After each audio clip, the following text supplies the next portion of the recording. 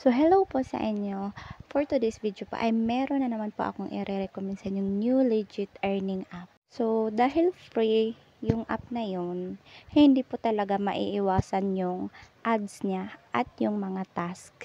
At take note po guys, wala po kayong ilalabas kahit piso dahil ito po ay free earning app.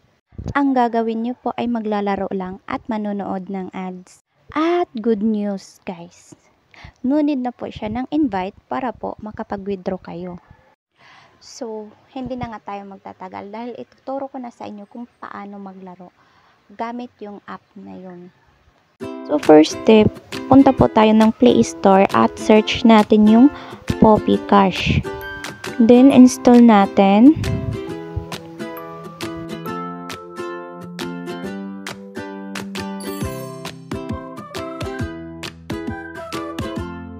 Pagkatapos pong ma-install, open po natin at sign in po natin with Google account.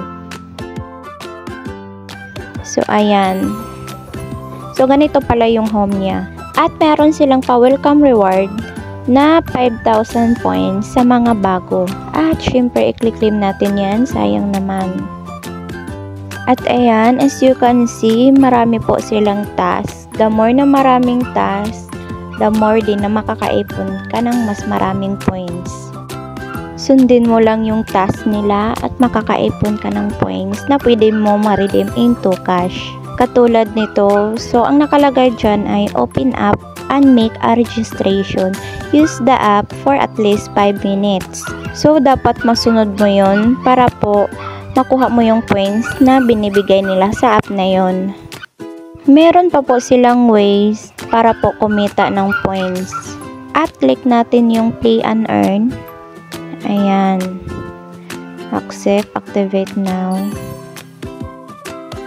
At dito naman, kailangan mo nang mag-install ng game at maglalaro ka. Every minutes na paglalaro mo, meron kang makukuhang points, 94 per minute. At kapag natapos mo lahat yan, meron kang total of 6,001.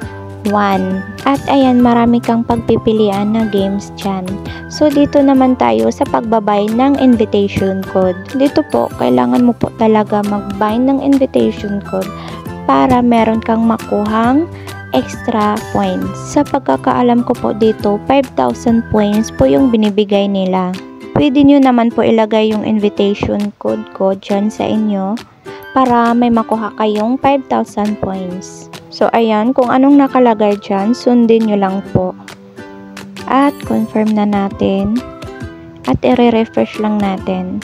So, ayan, meron na tayong 5,000 points. So, click natin yan.